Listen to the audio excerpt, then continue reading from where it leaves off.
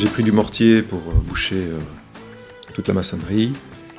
Et puis du plâtre à projeter. Alors moi je prends du plâtre à projeter parce qu'il est plus facile à travailler et il est moins cher.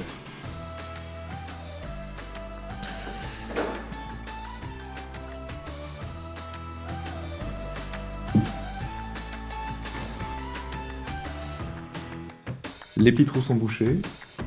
C'est une bonne chose à faire. Pour boucher l'entièreté de ces petits trous, il y en avait quand même une bonne vingtaine. Il y en a 18. Ben, ces 18 petits trous, j'ai brassé environ 100 kg de mortier. Et alors, pour ne pas que ça déborde, j'ai remis ma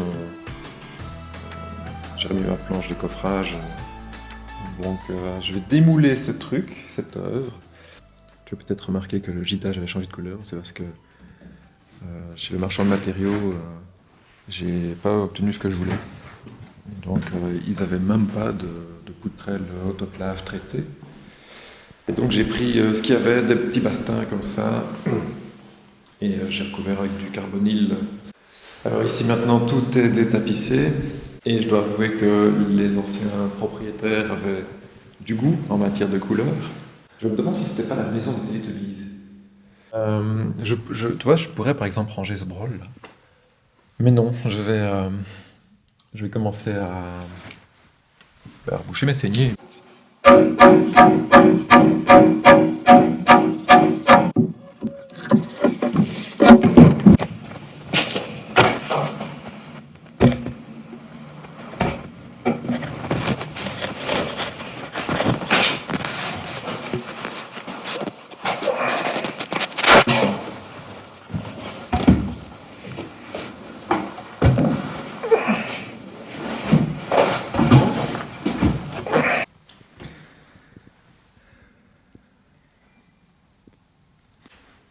Oui, je sais, j'ai encore changé d'avis.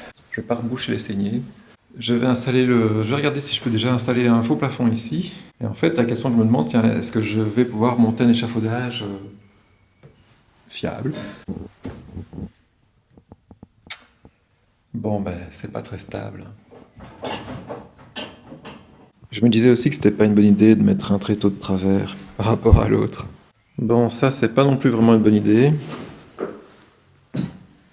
Ça va me prendre un petit peu plus de temps, mais je crois que je vais me faire une structure. Un peu la même chose que ça.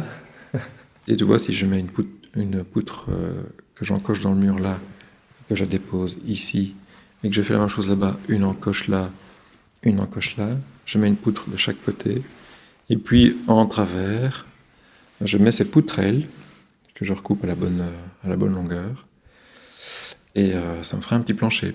Sur ce plancher-là, je pense que ce sera un petit peu plus stable. Et après, je vais reboucher les trous. Mais ça, à la limite, c'est un moindre mal. Je préfère reboucher des trous que de rester 3 semaines à l'hôpital avec une jambe dans le plâtre.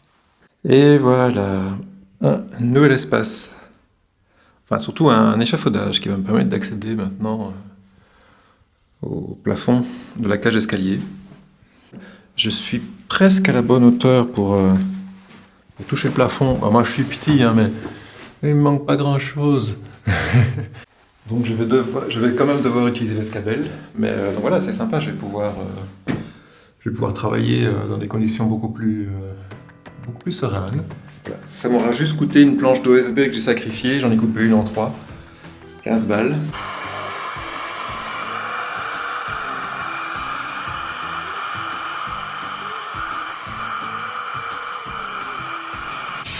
Bon, ça fait quand même un petit peu haut, hein. Mais bon, le petit moment qui fait plaisir quand tu les tapisses, et que ça vient tout seul.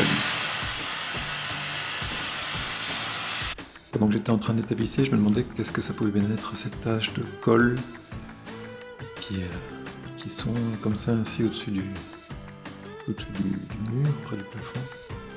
Parce que c'est assez épais. Et puis en prenant du recul, je me suis rendu compte que le tapissier était un artiste.